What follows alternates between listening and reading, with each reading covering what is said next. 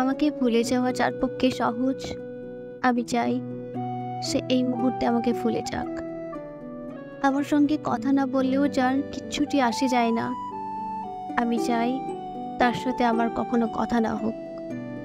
আমার অভাব যাকে বিচলিত করে না, যার আমাকে ছেড়ে দিব্যি চলে যায়, আমি চাই তার জীবনে আমার অনুপস্থিতি শাশ্বত হোক।